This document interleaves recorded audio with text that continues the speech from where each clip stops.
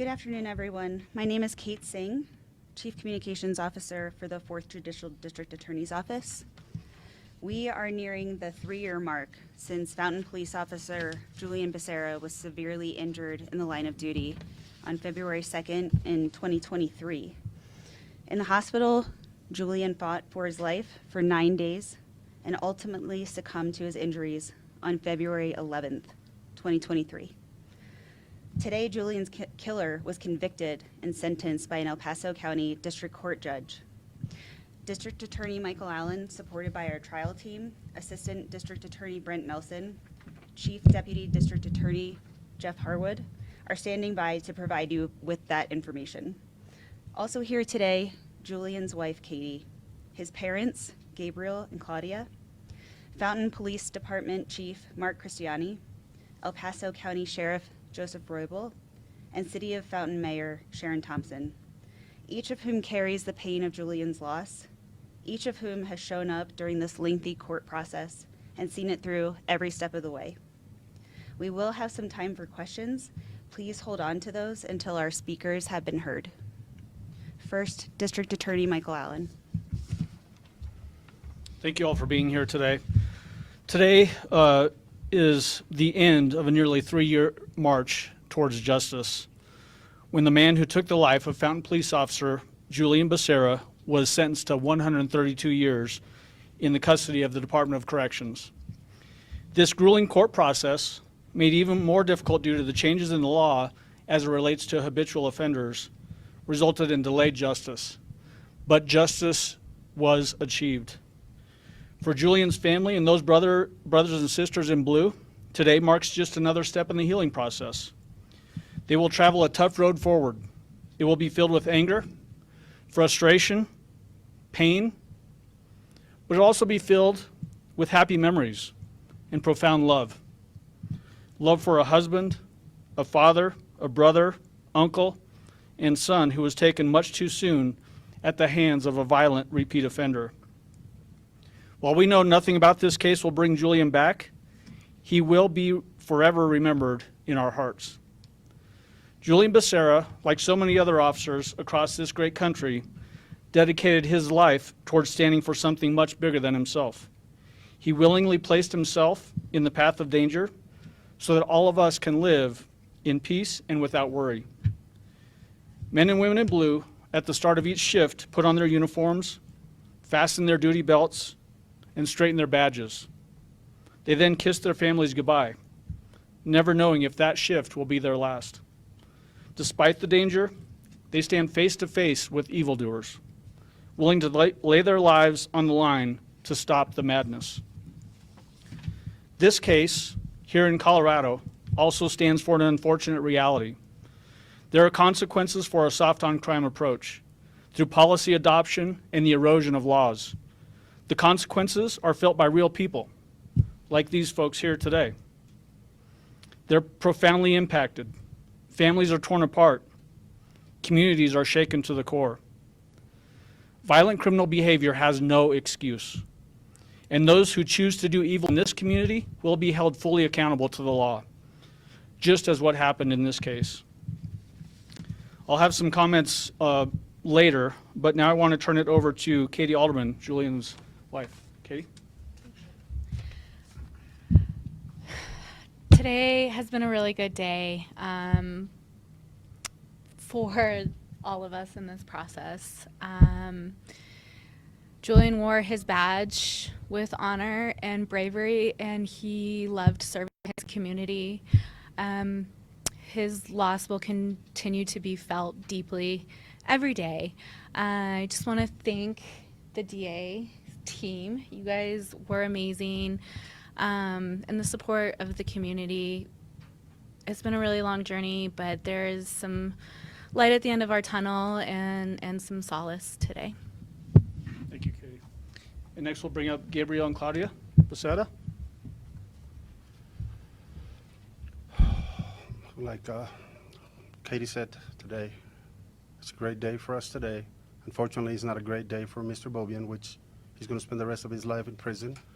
And it's not that we don't care for him. Unfortunately, he shows worst path to go instead of choosing what my son picked, the right thing to do for people around us and around you. And, God help him to be a better person in prison, help other prisoners before they get out, and show him that it's nothing good coming out of what bad things do. It's really hard to understand that, but, like I said, we're happy. Unfortunately, he's not. I want to thank Jeff, the whole team, and everybody, all the blue, all the people, all the guys that worked with my son and did everything with him. And they were his friends. There's a specific person that I would like to name that worked with him, workers, they were partners. But I'm not going to name no names especially because they know who I'm talking about and they can hold it in their heart. But everybody in blue, do your job. Keep up the good work that you guys do, especially because we need to be safe. And keep up the good work again. And thank you for what you all did for us today, especially the court. Thank you. Next, I just want to say some quick remarks before we turn to the chief and to the sheriff. Results like what was achieved today are the direct result of strong partnerships, collaboration and investigation, and keeping eyes firmly fixed on justice. Chief Mark Cristiani will be up next, and I just want to tell you thank you to everybody with your department. You do fantastic work down there. You're a great partner for us, and we could not be here today without the work that you all do every single day. And then Sheriff Joe Roybal, same to you. The collaboration and professionalism and the dedication that your office has towards achieving justice for this community is certainly felt and understood by members of this office, and we appreciate the partnership that we have with you. With that, I'd like to have Chief Cristiani come up. Thank you, Michael. Good evening. My name's Mark Cristiani. I'm the Chief of Police for Fountain. I don't have anything prepared. I've written a lot and rewrote and put in the trash and rewrote again. And, I want to speak from the heart, take a page out of Katie's book. This has been very difficult for our department. I'll never forget the day I arrived on scene. I wasn't the chief at the time, but the absolute chaos and looks on the officers' faces when they knew their brother had fallen. And I think even though we were in denial and we probably thought and hoped that Julian would return to us, that day never came. And we all know, obviously, Julian died many days later. He paid the ultimate sacrifice that we ask all of our officers to someday they might have to pay. And, I almost feel like I don't deserve to be up here because standing in front of Julian's parents and his wife and his son and daughter who are at home, to be here as a police chief talking about what happened is surreal, something I've never had to do before. By the grace of God, I hope I never have to do again, but I know that when duty calls, every Fountain police officer across this nation will respond, will do what we are paid to do. I feel lucky that I've been able to touch and hold Julian's son, and he doesn't get to do that anymore. But I can still see Julian in Mateo's eyes. And those are the moments that I look forward to and cherish the few times that I get to see him. So I want to thank Sheriff Joe Roybal and his investigative team that night. Your detectives, your officers that were there backing us up were phenomenal, are phenomenal. We work with them every day. And I can't say enough about the investigation that took place to get us to this point. Colorado Springs Police Department was also there assisting, Colorado State Patrol, all of the fire and police medical personnel that were there. All of this culminates to today where we're at. And today was a big day for the Fountain Police Department and the citizens of Fountain. And without Jeff Harwood, Brent Nelson, KOAA, I know you're listening or here somewhere, and Michael Allen and his entire staff, this was a difficult 3-year journey almost. And without them keeping us informed, updated, and really in the loop the entire way. And nothing happened without us knowing, from my perspective. So I thank you all for your professionalism and everything you guys have done for us. Truly, these are great partners standing behind me, and I would not be able to be successful in my job without them. And I'm going to leave it at that. So I appreciate you all for taking the time. Thank you very much. Sheriff Joe Roybal. I appreciate you all being here. I do have a statement prepared, but I'm going to leave it folded. Today is a day where the culmination of a lot of hard work, many hours from investigators, patrolmen, multiple agencies, my detectives, Fountain PD, State Patrol, that worked tirelessly, not just because Officer Becerra was one of ours, he was a victim. And I hope this afternoon we have legislatures watching, stare in the face of the victims that remain here, that have to move on with their lives, carry on without their loved one. You know, the partnership with the DA's office, District Attorney Michael Allen, I think said it best. Every day, every shift, the men and women in law enforcement that swear to uphold the law and protect our community kiss their loved ones goodbye. This is the harsh reality they face, and we are blessed to live in El Paso County, where our community supports our law enforcement.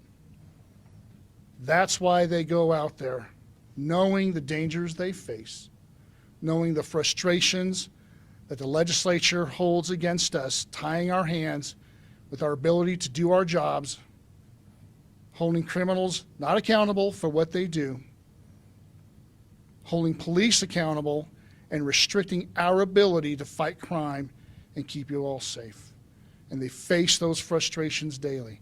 They face those risks and those dangers, and they gladly and proudly don the uniform, don the badge to keep you all safe. And I know I share and speak for the Chief, District Attorney Michael Allen, when I say I am proud of the men and women in the Pikes Peak region and all the law enforcement officers in El Paso County who take that risk gladly, with honor, to serve and keep you all safe. No matter who the victim is, they step up every single day and miss holidays and miss special occasions and miss sleep. And I stand here before you to reaffirm the promise that everyone up here makes, from the district attorney to police officers, that we will do everything within our power, despite the laws, to keep you all safe, because we love you and we love our community. Thank you. Thank you, Sheriff. Oh, I want to brag a little bit on members of the DA's office.